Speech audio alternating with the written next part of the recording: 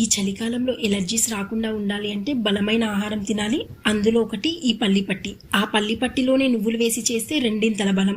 అదే నువ్వుల పల్లిపట్టి. మరి ఎలా చేయాలో చూద్దాము. గ్యాస్ పైన కడాయిలో ఒక కప్పు పల్లీలను వేసి లో టు మీడియం ఫ్లేమ్ లో 8 నుండి 10 నిమిషాలు ఫ్రై చేయాలి. ఇలా ఫ్రై అయ్యాక వీటిని వేరొకదానికి తీసి దానిపై ఉన్న పొట్టు మొత్తం తీసేసి పల్లీలను 2 ముక్కలుగా చేసుకోవాలి. అలాగే అదే కడాయిలో హాఫ్ కప్పు నువ్వులను వేసి 2-3 నిమిషాలు లో ఫ్లేమ్ లో ఫ్రై చేసి వేరొక దానికి తీయాలి. అదే కడాయిలో ఒక కప్పు బెల్లంని వేసుకోవాలి. ఇప్పుడు ఇందులో 2-3 టేబుల్ స్పూన్ల నీళ్ళని వేసి బెల్లం కరిగే వరకు కలుపుకొని మీడియం ఫ్లేమ్ లోనే ఈ పాకం చేసుకోవాలి. బెల్లం కొద్దిగా కలర్ చేంజ్ అయింది కదా, ఒక టేబుల్ స్పూన్ ఇలాచి పొడి, 1 స్పూన్ నెయ్యి వేసి కలుపుకొని పాకం వచ్చే లోపు ఒక ప్లేట్ కి నెయ్యిని రాసి పక్కన పెట్టుకోవాలి. నీళ్లున్న గిన్నెలో కొద్దిగా పాకం వేస్తే ఇలా టక్ టక్ అని సౌండ్ రావాలి. అప్పుడే క్రంచీగా పల్లిపట్టి వస్తుంది. మళ్ళీ ఒకసారి అంతా కలుపుకొని పల్లీలను అలాగే నువ్వులను వేసి 1 నిమిషం అంతా కలుపుకొని గ్యాస్ ఆఫ్ చేయాలి. నెయ్యిని అప్లై చేసిన ప్లేట్ లోకి అంతా వేసుకొని ఈవెన్ గా స్ప్రెడ్ చేసుకోవాలి. వేడిగా ఉన్నప్పుడే మీకు ఇష్టమైన షేప్ లో కట్ చేసుకోవాలి. ఆ తర్వాత పూర్తిగా చల్లారక చూస్తే చూడండి ఎంత పర్ఫెక్ట్ గా వచ్చింది.